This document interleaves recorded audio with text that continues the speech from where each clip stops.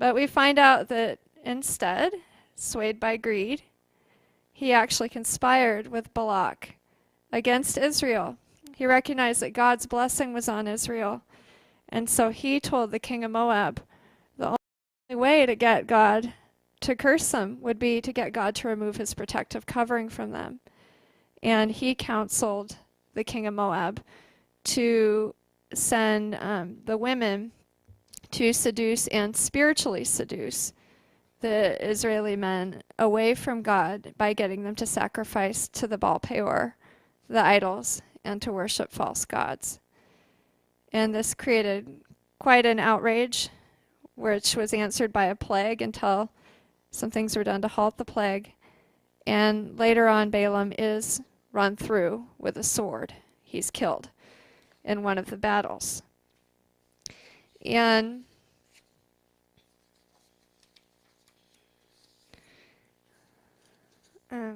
just a moment.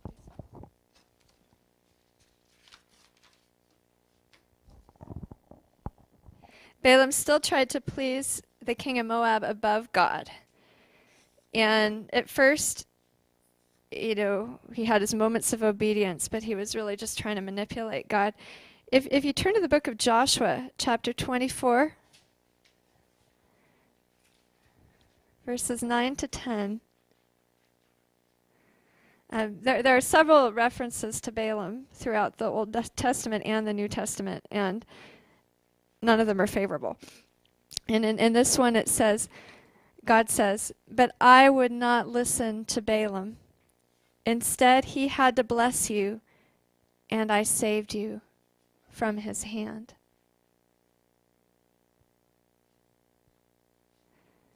When you give a sacrifice to God, when you pray to God, what is the condition of your heart? What is your intention? Is it a true sacrifice? Is it given in love and reverence and respect and honor?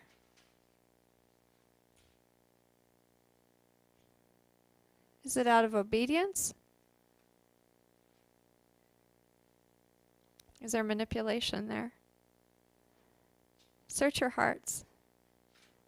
The Lord looks on the heart, and he loves you.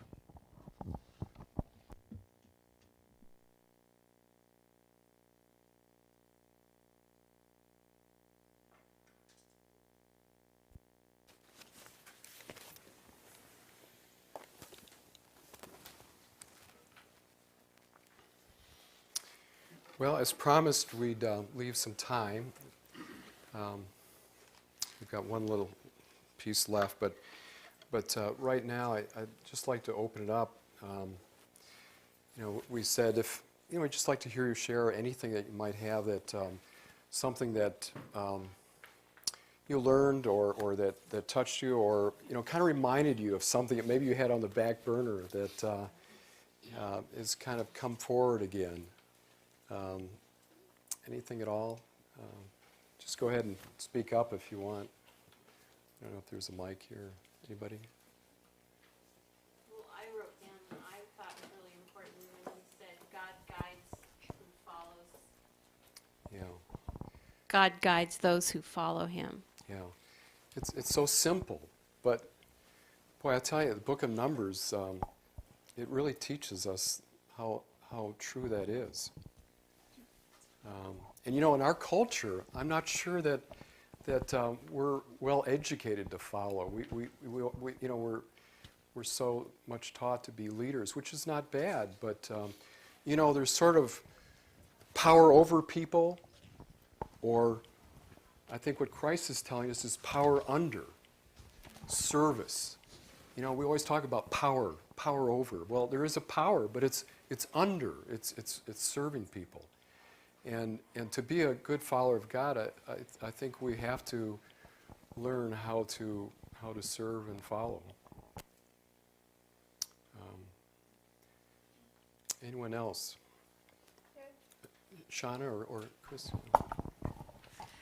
It just occurred to me while you were all speaking that so much of what we've heard about the Old Testament so far, the first 5 books, is just, it's about faith and it's about obedience.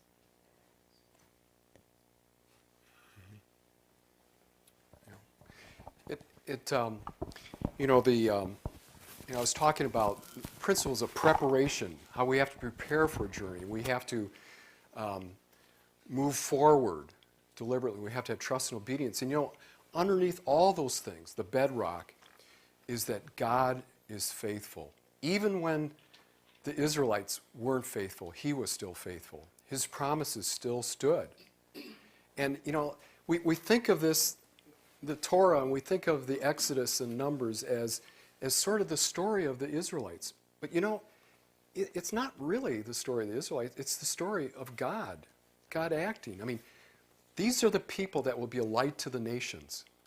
It's not just the story of does Israel get their promised land, but how they show their light and it spreads and becomes part of the legacy that, remember Betty was pointing out, the Old Testament is a covenant with a community.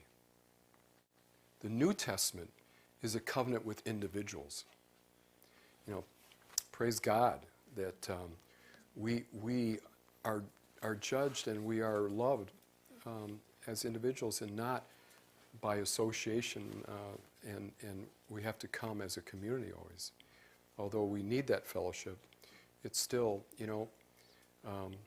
the love and the grace is there. The question is, do you accept it? It's not whether it's there, it's whether you accept it. Anything else on anybody's mind? Adele, I think the hardest chapter is chapter 20, Moses. And Adele, did a wonderful job of showing the sadness. But you know what? Moses was not sad. It's remarkable. Moses understood. Moses was revered even at the end. The people loved him. God loved him. But as she said, it's almost as though, 120, we have to cleanse, we have to start fresh. And, all the book of Deuteronomy, Moses is there the whole time, throughout Deuteronomy. And it's known as, the second law. But it's not really the second law, it's the law amplified. It's the law gone over.